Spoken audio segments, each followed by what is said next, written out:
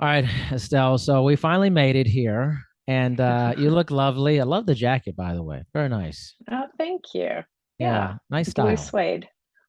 Yeah, Suede. Interesting. blue suede jacket. Blue suede jacket. Where are you from? What's the accent? It's Australian, but I've been in the Australian. US now for 8 years. So occasionally I hear myself with this little American, but I'm trying to keep my Australian accent. Don't let it die. Don't let the Yeah. Australian die. So what brought you over to the US? Yeah, it's a good question. To be perfectly honest, a boy, my Oh, here we husband go. now. Uh, I was working in Australia. We met in Australia. He's American, and I followed him back to the US. And at the time, I was working for an American company, and so it was really easy for me to make a transfer and Yeah. try it out. Man, you must really have liked this person. It's Yes, a big move. this is a good one. It's This a is a good good one. one. What a Yep, beautiful thing. yep, That's a really beautiful yep, thing. So tell me, yep. I was intrigued by like the work, your PhD. Tell me a little bit about your education. I'm fascinated by it, like your training for that. Yeah, so I have a PhD in population genetics and spent the early part of my career in academia. Um, years, years at university Yeah. studying. But I don't regret it at all. And now I'm a founder, and people I think often think of the classic founder stereotype as people that drop out of a PhD program and go and start a company. I Yeah. actually finished my PhD, uh, and I think in a lot of ways it's set me up with a different framework, and not in a bad way for kind of being a founder. But population genetics at its core is this idea of the mathematics behind our genetics. So Hmm. genetics we inherit from our parents, half from mom, half from dad. Um, and the math behind that across generations and then across populations is really robust. And so you can do now, we're at the earliest stages of kind of being able to study genetics at a population level, the Hmm. technology. And I'm happy to talk about that if we want to talk Yeah, about, I want to know all about what's this. This is weird. This is what's crazy stuff. yeah, so what's happened in the technology space for genetics over the last decade or two is just amazing. We're at the dawn of a new age of kind of what we can do and what we can learn about genetics of humanity and how that impacts human health. But my background in population genetics was looking at across the population, how do our genetics play out in terms of protecting us from disease? How does it play out in terms of health? How do we think about modeling that in populations with the ultimate goal that we improve medicine and we get more predictive? Our genetics is a really important factor in our health across our whole lives. I mean, there's a lot to break down here. Yeah. What have we learned so far about population genetics? What's the takeaway? The overall, let's go macro. What's the macro picture that we've The learned? macro takeaway is it's way more complex than we first thought it was. I knew it. And there's always more questions after you learn something. There's always I more a questions. 100%. Yeah. So, in the early days of the Human Genome Project, this was a global project to sequence the first human genome. Correct. Uh, and they poured billions of dollars into that, and the press and the media and kind of everybody's minds at that time was, once we do this, we will understand human health. Full stop. What a joke. Right. Right. And then, even in the kind of 5 to 10 years after that, the early scientific studies were the assumption was that it was so predictive. Like, you find the genetic signature and then suddenly you know that disease, you know how to treat it, you can map it in people. And what we found was, over, like I say, 10 years or so plus, is that it's the genetics is way more complex. So many of these diseases, particularly the ones that we all kind of suffer from, the most common diseases, things like, heart disease, diabetes, um, you name it, even Yeah. cancer. It's not just like a simple, these are the three gene signatures that Yeah. result in the disease. It could be thousands, tens of thousands, hundreds of thousands of kind of signatures across your genetic makeup that all together kind of provide you with a risk factor. Like, some people might be more at risk of a disease, other people might be less at risk of a disease. And then there's a whole nother layer on top of that with the environment. So, do you smoke? Do you exercise regularly? Do you sleep well? Like, are you living in an area of high pollution? How do you think Right. about your mental health? Like, all of these things impact the diseases that we get, kind of just as much as our genetics in some cases.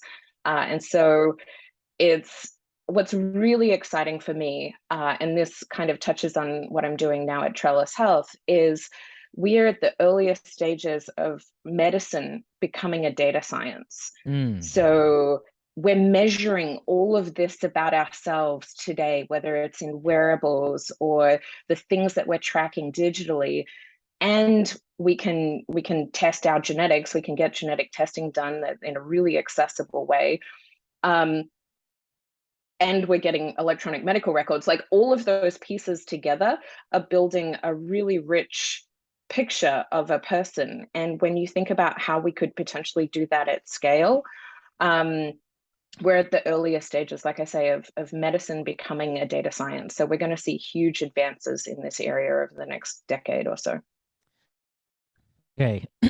This is like So, right in my wheelhouse. This is like the stuff. I mean, I'm in fitness, health, and wellness, but I love science and technology and all that. But I want to back up on the complexity aspect of here. I like to take my time and learn. So, yeah. what you talk about the signatures and stuff, is it daunting to see how complex we are and go, I wow, think there's like it's way more here? yeah, yeah. I think it's beautiful. I mean, it's something that, when you think about our bodies and like humans, we are the most complex systems on this planet. Uh, the human, you talk about the complexity of like neural networks and AI ML, they're just scratching the surface of what our brains can do. Right.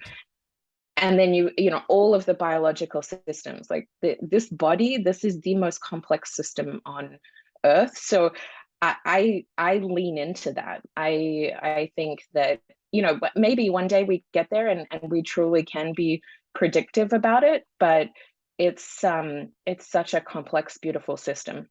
I mean, at this point, it may be the most complex thing in the solar system. You never Right. know.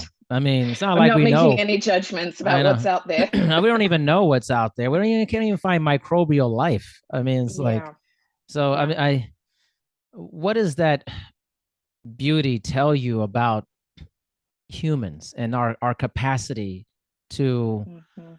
um be bigger than we are? It feels like there's something about us that's even more special because of all this Yeah, complexity. You know? yeah.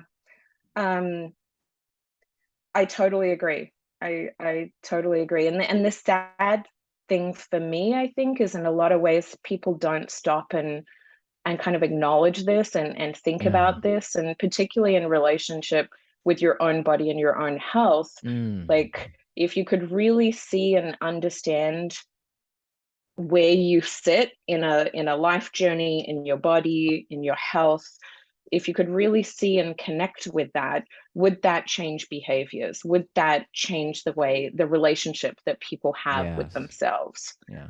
um What's the best way that's to do that? Like, have you talked about ways to like create that feeling for people? Because people are very aesthetically Yeah. motivated by things, you know? And from a psychological perspective, I was also a psych major in college. It was psych and genetics. Yeah. um Interesting. yeah, but from a psychological standpoint, um people are generally terrible at predicting the future and kind of putting themselves Horrible. Horrible. No, we're terrible at horrible. predicting the future. Horrible. We have so many biases, so many kind of the ways that the errors in the way that our kind of brain works, and it's, you know, a lot of them are evolutionary protective for us, like they're there for a reason. But when you think about health, it's so much easier for people to make the decisions that are easiest, that are right in front of them, Yeah. instead of really kind of working against that and seeing a longer term, bigger picture. You know, this is the same reason that people struggle to save for retirement, or Yes. struggle to, your health is a similar kind of thing. And unless that's real and concrete for a person on a day-to-day basis, it's very challenging to get them to kind of see that. And, you know, myself included, right? Like we all have these biases. But something that I have a thesis around is this idea of seeing that.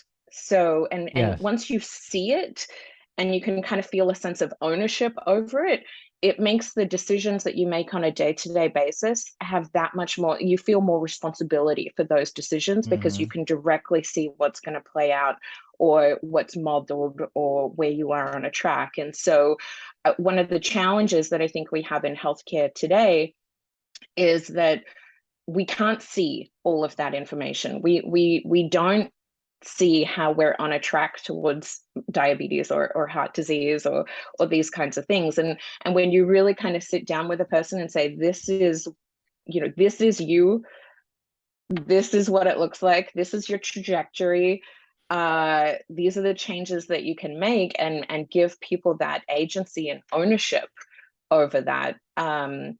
You know, it's like renters and people, homeowners. Homeowners Like with if you're renters. Yeah. right, if you're a renter in a place, you're never going to take as good a care of that. Like you know, when you're doing your Christmas decorations and wrapping garlands, you might not care about the tape, or Yeah. the sticky, or the put a nail in something. Like, find the quick fix to do what you want to do.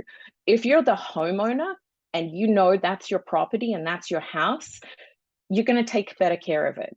And it's the same thing with our bodies and our health. Yeah. That's such a great analogy. Like Hmm.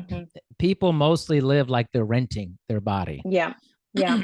right? And then not that they have ownership of it. But it sounds like to me you're talking about like if people had predictive knowledge of where their health was going, type of thing. But it's funny, it's kind of like maybe wrong, but it's like sometimes genetics, you can test for diseases you may get, like it's like Huntington disease. Like Yeah. you can find out if you're going to have this very debilitating thing. Yeah. But then there's the element of like, do you want to know or not, type of thing. Right. Like if you, and This is a sometimes even hairy if you topic. know stuff, people still don't do the right thing, you know? Yeah. And uh you know, my stance on this is that I think it's up to the individual to make those decisions. Yeah. Yeah. um you know, we shouldn't be in a position where we're withholding information, or Mm. making it harder for people to access information if they want it. But at the same time, the flip side, you don't want to be telling somebody something that they don't actually, you know, want to have that Yeah. information. They don't, there's nothing that you can do with it. I mean, Alzheimer's is another really good example. Today we Yeah. don't have a good cure for Alzheimer's, and so would you want to know? Some Mm. people, the resounding answer is yes, I 100% would want to know. um but for others, it's not. And it's also not to say that we won't have cures for any of these diseases in future as well. So Yeah. um but it comes back down to ownership, and like the individual's right and consent to live their life the way that they want in their body, and have access to that information that's going to empower them to do that. You think that like wearables are kind of a one of our first steps in trying to understand our health, like the data and the metrics, because there's a weird relationship with wearables too, because a lot of people have it, but they don't even know what the information means. And there's no Yeah. application, behavioral It's supposed to be on some level of behavioral intervention, but it often doesn't bear out like that, you know, Yeah. I have a wearable watch and at the aura ring. it's right, right.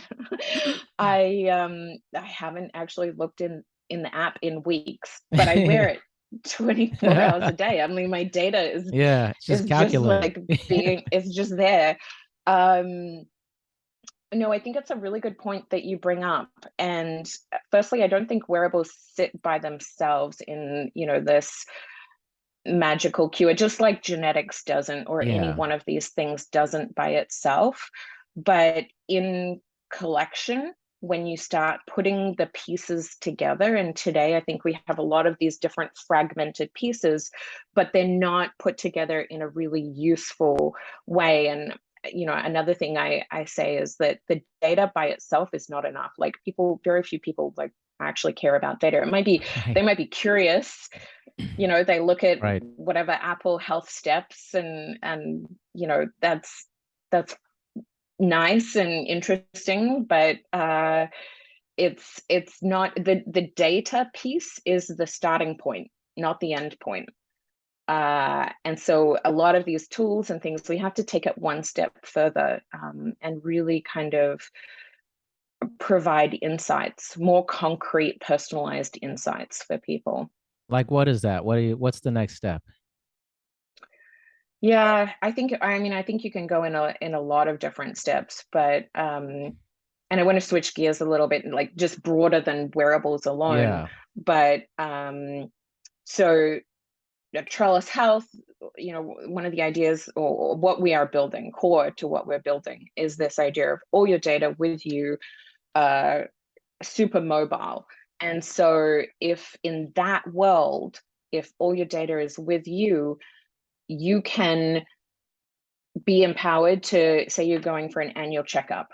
Um, we would analyze all of that data, kind of piece it all together, put together a summary of that for you to take into a 10-minute appointment that you have with your doctor, typically at an annual checkup, and be like, you know what, here's the top 3 things that you're doing, and here's where you fit in a population of risk, based on maybe you have a family history of heart disease, maybe that's something that you need to watch out for, and maybe you're stressed and not sleeping well and diet is impacted, and that is accelerating that disease progression by 10 years. And you can have a conversation with your doctor about that in real time. Like, is that more concrete for a person than just like looking at their sleep when they wake up in the morning and forgetting it the next month when they look at yeah. their sleep again? It's fascinating. I feel like something has to change Yeah, because the statistics of how unhealthy our planet at this point, but especially the United States, it's staggering yes, how, and the trajectory seems to be getting worse, not getting yes, better. So like I think that like the crux of it is like, how do you get people to care about themselves? But it's yes, also an individual choice. Like if yeah, somebody is like, I don't care, I want to do whatever I want, it's individual agency. But like on a large population scale, it feels like it's not going well at mm-hmm, all. mm-hmm, So like if you tell somebody, for instance, like, oh, if you do this, you'll have a 10% chance of like living longer or not dying young. A lot of people don't care about that. Like they just don't care. They especially don't care about other people's aspect of that. yeah, Like, oh, all yeah, these people will live longer. Anyways, it's not me. Type of thing, you know? yeah, yeah. No, I mean, these are really deep questions that I'm sure Yes. we could talk a lot about. I think we have to make it easy for people. And like, that's hard in healthcare. Yeah. There's a lot of friction, and like, uh, people having to do things. And I think of um motivation. So you've got motivation, how motivated is a person to like really kind of take care of themselves, and that's not static through our whole lifetime. That Right. goes up and down as we go through these kind of various health journeys, or the way that we're feeling or whatever. This motivation goes up and down. um you've then got friction. Like, how easy is it? Like, if you're super motivated, Yeah. it doesn't really matter how hard it's going to be, you're going to do it anyway. Yeah. So a lot of, like, quantified self, amateur athletes, these people that Yeah. really care about their health, they're going to do what it takes. Yeah. But for the average person, they're not that motivated. And so it has to be much, much easier for them to take Yeah. little actions, micro actions. Is Oh that man. Atomic Habits Yeah. is fantastic for this. But like, it's like, how do we make it as easy as possible for a person, and match that friction with like how motivated they are? Yeah. I actually very big into that concept, the concept of friction, even in multiple aspects, whether working with clients and exercise, you got friction of different services and stuff, but also the friction of actually going from contemplating to doing something to having the action of it. And Yeah, removing that friction piece is a large part of yeah. getting somebody to start a journey. Is like, what are the barriers of entry for that? So at Trellis Health, like, how can you make it even easier for people to feel like, okay, this matters to me? So it's one thing to carry the information with you, but Mm-hmm. what's the other part that drives them to want to make a Mm-hmm. change? Mm-hmm. So, like I mentioned, your motivation for your health kind of like goes up and down throughout your life. Um, at Trellis Health, at least today, and we hope to scale this in many different ways so that it can be accessible to everybody. But to start with, we're starting with pregnancy as a Okay. health journey. Okay. Uh, and the idea, there's several kind of layered ideas there. Part of it is my own personal experience with pregnancy, and kind of how shocking that was as a healthy person, just like thrown into this medical system, and what that experience was like. But pregnancy more broadly is this time in our lives, and whether you're experiencing it yourself or indirectly as a partner, um, you take immense care of yourself and your body. It's like the psychology shifts and it becomes reflexive. Yeah. Uh, and at the same time, there's a lot of gaps in care. We have one of the worst maternal mortality rates in the developed world. There's a lot of improvement for outcomes there, but you have a very, very motivated person to kind of like set this all up. And we think of it as a health hub. And then once it's set up, it just exists there as a support for you. And then eventually for that child, then they are getting kind of a health resource, and health records, and this health information built from birth. So when you talk about making it easier, like, they won't remember a time when they didn't have this all in one place at their fingertips and really be able to connect with that. But I think you generally have to like find the wedges into a person's life that make sense, that make it easy, and really focus on those. This is such a good point. I feel like during pregnancy, the intensity of care is way different. Like the person who is pregnant cares so much more about their health and the child's health, maybe than more than they've ever cared before. And there's a 100%. different level of intensity there that Mm-hmm. we need to bottle. But it reminds me of the movie Gattaca a little Yeah. bit. Have you seen that movie? I have. I mentioned this movie a lot. It's like Yeah. seared in my This is brain. like a big movie for me. I remember when I watched Gattaca and it like stoked something deep inside me about Mm-hmm. health and wellness, about what if you just started that way? Like you said, Mm-hmm. if you didn't know any different, it would be just part of your normal thing. This is how I care for myself, type of Yeah. thing. So I think you're on to something right about starting at the beginning of life. Mm-hmm. Mm-hmm. It's hard And once then you've that, created all these behaviors. right, right. And all the kind of dead weight in our system, particularly with medical records, your doctors only keep your medical records for maybe 7 to 10 years, Yeah. and then they can delete them, they can, you know, burn them, whatever, shred them. Um, and you move, like I've moved, I have my medical records across multiple states in the US and in Australia. What happens if I get cancer in a few years, or if I get, some other disease? Wouldn't I want my entire life health history and that story, you know, preemptively kind of ready to serve me in that, disease journey that I'm then facing? And right now, when I spend a lot of time in kind of the cancer space with the genetics and medicine and kind of cancer is a genetic disease. But by the time somebody has a cancer diagnosis, you're racing against a clock. You're trying to Yeah. find any clue that you can get that's going to, give them a different treatment path or a different prognosis, or give guidance to that. And clinicians at that time point are often like struggling to get information fast enough. So wouldn't it be nice if you already had that preemptively? Yeah.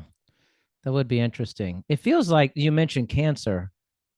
Again, I'm trying to make this parallel between what are these things that cause people to have more intensity about their health. So you talk about Mm-hmm. pregnancy, Mm-hmm. cancer, people have a different intensity about their Oh, health, right? How yes. do you harness that intensity for your general population who maybe isn't going through something that are more extreme like that? Because it's Yeah. almost like it's just a very reactive situation based off of a life threatening issue or the beginning of life. Yes. Like Yeah. on some level, I think also that people that are, relatively healthy are younger, they also don't see themselves dying either. Right. I certainly didn't. I mean, I still don't really. I can't You even don't imagine that. really? You don't I think? mean, I definitely think about it. you think about I yourself always tell dying? people you're going to be Yeah. dead one day. You should think Yeah. about that.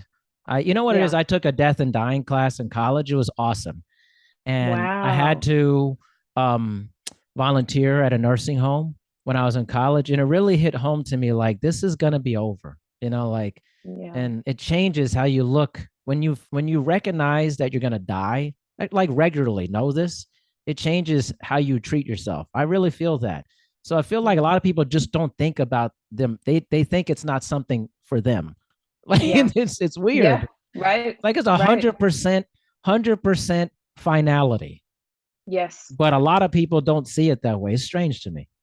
Like, It is. It is. I definitely think about myself aging and being yeah, sick. And if you kind of imagine yeah, yourself as an old person, like what is that person going to look like? Are they going to be healthy? Are they going to that's be interesting. Yeah, and it lights a certain fire underneath you. You're like, yeah, okay, I don't want to be that version of me. I want to right. be this version of me. What would be crazy? This would be crazy, Estelle, is if you could have a predictive technology that showed you what your life would look like if you went down these Mhm. different trajectories. Like, here's the physical version of you. We project you're going to look like this. And we Yeah. project you're going to look like this if you took care of yourself, type Yeah. of thing. And here are all the atomic habits and like Right. tiny actions Yeah. that you can take. Like, here's the one thing that you should start with. Yeah. Um, Like if you had a good projection, like, okay, this is Estelle, 75-year-old Estelle. Like we have a pretty good idea. This is how you would look if you smoked regularly. Like yeah. and they had like a physical projection of aging you. Like Yeah. that would probably scare a lot of people into doing Yeah. something different. Because I just think telling people you'll feel better, it doesn't work for people. They're like, It doesn't okay, work. And okay. and this is right. Like, this is why people really have to like see it Yes. to connect with it. We don't connect with, stats or No. generic stuff, or somebody telling us something. But if Right. you see it, if you see yourself, and I think this goes back to like really developing that sense of ownership over those Yeah. decisions. Like, nobody's going to make those decisions for you. You have to do it. But like, here's all the data, and we've Yeah. packaged it up in this really accessible way where you can imagine your future. I think about okay, I was watching Trainwreck. It's about Woodstock 1999. I and haven't it's on seen that. Netflix. Highly recommend. It's Okay. very good. But I noticed like in the 90s, I grew up in the 80s and 90s. A lot of people were like, I was like, wow, there are no heavy people in this. Like it's weird. But Yeah. then they have interviews of people 20 years later who were there, 20, and they don't look anything like themselves. And what would it be like Mm. if you could have a predictive technology that showed what you would look like 20 years from now? And let's say you looked way worse. I think that would strike something in someone. Yeah. Like Yeah, I somebody needs to agree. create that. Like this, I mean, it may not be perfect that you would look exactly like this, but like if you look like shit, it may not like be a good, you may be like, wow, I don't want to look like that. Like it sounds vapid, like very vain, but that's what people associate things with. Yeah. Yeah. And it's like eh, these are natural human tendencies. Like It's the human condition. it's a human condition, and we have to, in terms of healthcare, find ways to work within that and make it easy. Like, I mean, I could go on and on I about know. all the problems in our healthcare system, but it's not getting better. It's really not getting better. It's like at a tipping point of just getting exponentially kind of worse. And I also, something that lays on me a lot is this idea of um, transaction. Like our healthcare is getting more and more transactional, especially with Gen Z and kind of how mobile they are and how fast things need to happen. Like they will see one doctor, the fastest appointment available for that day for what they need to happen, and they'll see, a different urgent care clinic for a different problem that they have. But there's no continuity of that. It's not like, in my mother and my grandparents' generation, they had the family doctor that saw Yeah. that person for their whole life and knew the history, knew the story, could say, look, you have a family history of this. Like, I've seen you, I've taken care of you for 20, 30 years. Like, and really kind of have that relationship and conversation with them. But if we're going to have a transactional healthcare system, you don't get that. And so there's no one to really kind of take responsibility for that lifetime care journey other than yourself. Yeah, I never thought about it that way. Actually, that's interesting. You did have one person like, and you develop a relationship with the family Mm-hmm. doctor. This person was very intimately knew you from birth. And Mm-hmm. I mean, I never had that because I grew up in a military family, so it was just always different. But a lot of people I know had that. So at Trellis, what's the future? What's like the long term future of Trellis? Like, what would be like the crazy thing? Like, wow, if this happened, this would revolutionize what we're doing. So at Trellis, like my vision is that in the future, we have all of our health data, like every piece of information that you could possibly imagine, organized and at your fingertips. And it means that you can take that health journey with you wherever you go globally. And people can contribute that data about themselves in a really ethical, privacy preserving way to research. So we can really like understand at a global level, at a humanity level, how do we improve human health? And so, part of the issue with health care and health data is always, how is my data going to be used? Yeah. I this is super private. This is so personal. You have to protect the individual in that, so it has to be private. But if it's privacy preserving and really ethical about that, would people allow their data to be used for research? So we could turn medicine into a data science. And can you talk more about that data science? I think that there may be a lot of people who may be like, turn it into What data is that? science. Like, yeah, like I like definitions on things. Yeah.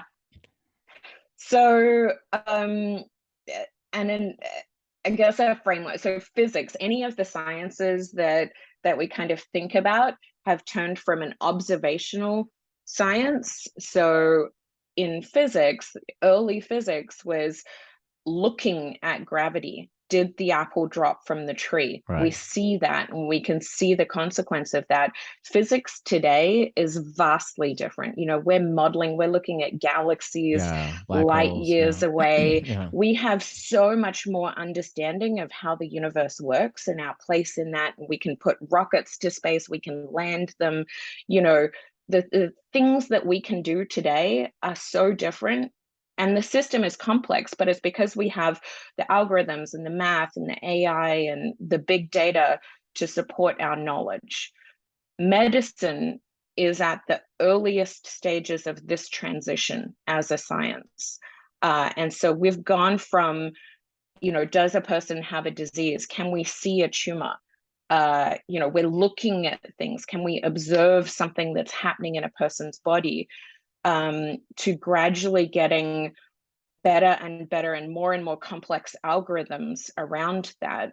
But it's basically turning it into, big data and complex, like AI driven understandings of how our bodies work.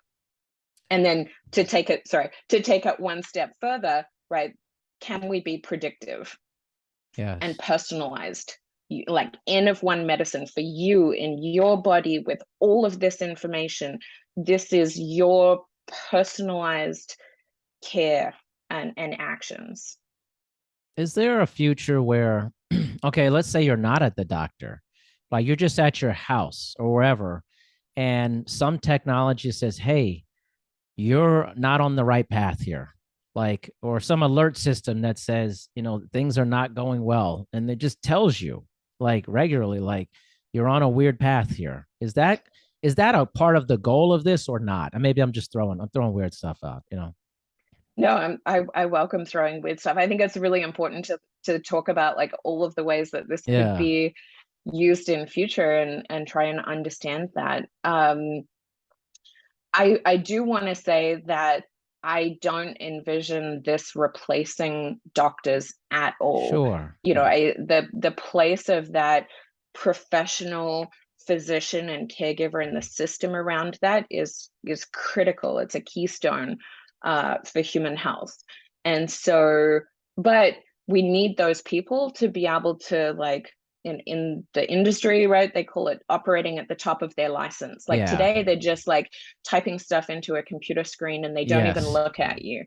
Yeah. So Yeah. right, what We've if all in the experienced future, that. Yeah. right, and they hate that as well. Like Yes. they're not, they're a doctor because they care about human health and like helping people, not just record keeping. But in that future, if you do have these kind of predictive data systems that kind of sit under people and with people, the role of the physician, I think, becomes like interpreting that and like Yeah. having that relationship with you again to kind of be a guide and interpret that and help translate that, and all of the kind of they would be an expert in it as well. Yeah. So I feel like there's I something needs don't to think you change sit at though. home. Yeah, no, I think the doctor is obviously still necessary, but like I work with a lot of physicians, things of that nature, and they're usually woefully uneducated about anything other than their specialty. And especially with like lifestyle changes, whether it's sleep, nutrition, exercise, I think the future doctor needs to have a much better grasp on those Mm-hmm, areas, because mm-hmm. often you're meeting someone, a doctor who is often in very poor physical health themselves and mental health. And that just seems to be a very bad recipe for healthcare. Yeah, And then they're not yeah. operating at the top of their license. They're not operating at the top of their health as well. Mm-hmm, It just mm-hmm. seems like a weird system to me, and like it has to change. I agree. Yeah, I really agree. I mean, it's like, in part, it's the human condition. We all suffer from the same kind of challenges in Yeah, looking after our health and seeing and connecting with our health, and the stresses that profession is putting on yeah, people right now is not sustainable. it's not. Physician burnout uh, is an ever increasing problem. Yep. So yes, something has to change there. And it's also education and the data to back it up. Like right now, a lot of it is the individual stories where people say, you know what, I made these lifestyle changes and it drastically improved my health in these ways. And we're doing some studies around that, but we're still in very early days because we haven't really had the data to really Yeah. kind of like model it out yet. I think that's fascinating that something like this, we haven't had the data, but we have modeling and procedures for mapping space. Like we Mm-hmm. live on Earth. Like we don't. I feel like this should have been first versus People like first. people first. Well, I mean, listen, I'm big in this space. I'm all into black holes and quasars. I love the James Webb Telescope, but I mean, how about us? Like our health should be modeled first. Like everything should be thrown into that. I mean, it's pointless to look at space if you're in just bad health and like Yeah, right. dealing with yourself. Like this is great out there. I'm doing horrible. Like it just doesn't, it's not logical to me, you know? You need alive and healthy humans to put on Yeah, Mars. exactly. What's, I don't understand like this lack of like pouring into health that like predictive and preventative health should be one of our biggest priorities in our planet completely. Like, You were, yeah, you were 100% right? speaking my language. I don't know. I mean, I care about what happened 13.9 billion years. I'm seeing a picture from 13.9 billion years in the galaxy. That's amazing, but it has zero Yeah. application to me, like in my daily living. Zero. Like, Yeah. I should be pouring into that. Like, the predictive part, I think, is even more incredible, I think, because giving people a map of their Mhm. help, like a real map, like, no, this isn't kind of like maybe, like, this is probably going to happen, like Yeah. high percentage, Yeah. you know? Yeah. And you are in control of that, right? Like it's not like Right. it's a destiny pre-written in stone that you have no agency over. It's like Yes. this is your life. You get one body, you get one shot. Like we Yeah. don't, I mean, throw like other genres in here, but we don't live in the metaverse yet. Right. We we live here in the physical world and we have a body that we should take care of. Yeah. Do you ever even cross into the aspect of like, see, I like all this stuff. Like, what if then the body becomes not as necessary if you have like downloadable consciousness and all this stuff and health becomes a, I don't know, this is very like out there, but like, I mean, there are people who spend their lives researching this stuff, Yeah. or they're, Yeah. futurist or longevity based Yeah. folks and stuff. I have so many questions about this stuff. It's Yeah. crazy, you know? I mean, yeah, like we could also talk a long time about any of this. Yes. I think with a lot of these sciences and like longevity, the metaverse, all of it, um, it seems closer than it actually is. Exactly. Uh, I agree with that. Yeah. so it's not to say that we will never get there, but it's like if we're in control of like what does humanity look like? Do we ever want to get to a place where we don't exist in a physical world? I don't know. Like, Mm. I mean, is it healthy from a human cultural, like an anthropology perspective? Is it Mm-hmm. healthy for humans to live forever, for a consciousness to live forever? Yeah. What does that do to the way that our societies No. evolve and develop? What does that do to government? Yeah. This is the stuff of science fiction, Right. like, the foundation or Yes. Yes. like what is that like ultra future of humanity look Yeah. like? I would Foundation's argue that good. it, yeah, yeah, Yeah. A I love genetic that. empire. They have, that's a big thing in Exact. there. The genetic empire. If you're just cloning the same emperor, the Yeah. empire over, what does that mean? What Like, does that mean for a leader to live forever? Because people don't really change their minds. They might, it's their true. psychology might shift a little bit over time, but generally a person doesn't change very much over their entire life. Right. And so the way that change happens in our culture and in our society is generational. The next Yeah. generation coming through thinks about the world differently. And that's how change happens. And if you take that away, like maybe we stagnate. Yeah. Yeah. This is like the best stuff to talk about. I'm serious. It's like, Yeah. But I want to ask you, I don't know how much you look into this, but like Gen Z culture, what is their idea about health and wellness based off of what you've seen in your work? Besides Yeah, the no, appointment times and stuff you were saying, you know? yeah, so I'll preface this by saying that I am a millennial. So anything that I say about Gen Z is like an outsider Sure. perspective. Yeah. um, but I will say, so the trends that I see happening across the board, but really driven by Gen Z, is this idea of consumerization of healthcare. Like they are used to these consumer experience, digital native experiences throughout their entire life. And then you kind of experience healthcare, and it's like this heavy system with phones and faxes, and I have to do things like You have to do things.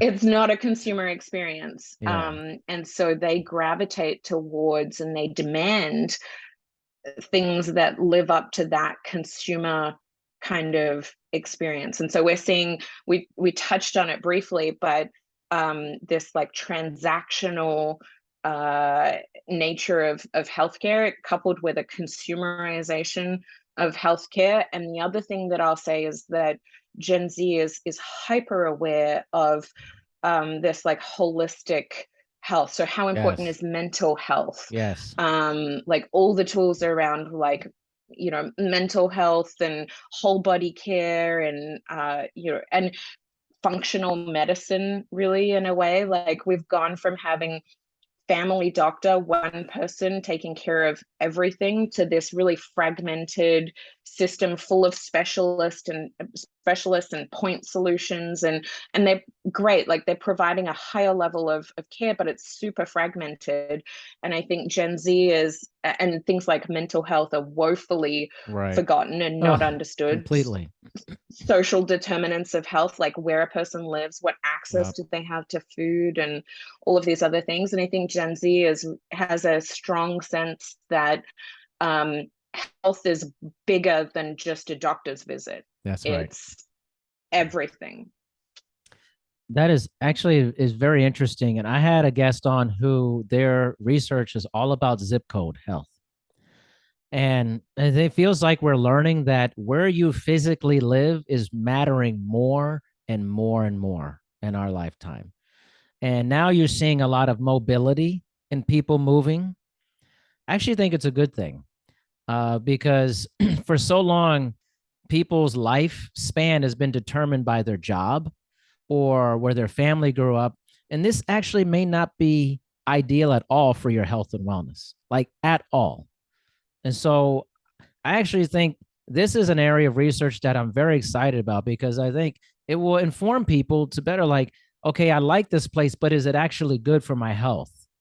Like Yeah. overall health, mentally, physically, socially, spiritually, like making better decisions about where you actually grow up or live, I think is going to become more important, way more important.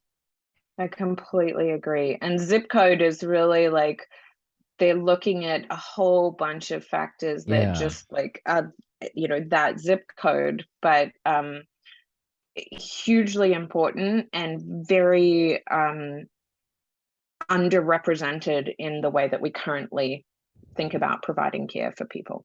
Yeah. Wow. This is unbelievable stuff. It really is. And I love this I can tell conversation. like you like deeply into this stuff, and I am very deeply into this. I just think I like the possibilities. I'm curious about what you're up to. It made me very curious. And it's just a pleasure. Yeah, goes both ways.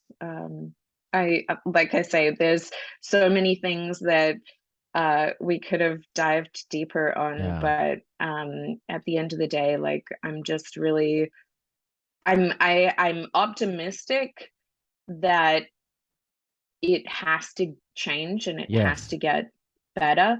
At the same time, I'm really cynical about the systems at play Yeah. and the human condition and how that happens. And so I'm I'm mission driven in what we're doing to try and Yeah. create that future. That's like a great way. I feel like that's exactly my mentality. I'm optimistic, but yeah, a lot of skepticism. as well in the system. Yeah. So, man, we're on the same trajectory, same predictive trajectory on that there. Please tell all the wonderful people how they could connect with you, Estelle, and your company. Yeah, so I'm on social media, Estelle Giraud on Twitter. I'll put the links in, Mhm. or on LinkedIn. Feel free to follow me, and then Trellis Health if you're interested in what we're doing and want to follow along with that journey. It's my Trellis Health across all social platforms. Fantastic. Estelle, it's been a real pleasure. Thank you so much. Yeah, thank you so much.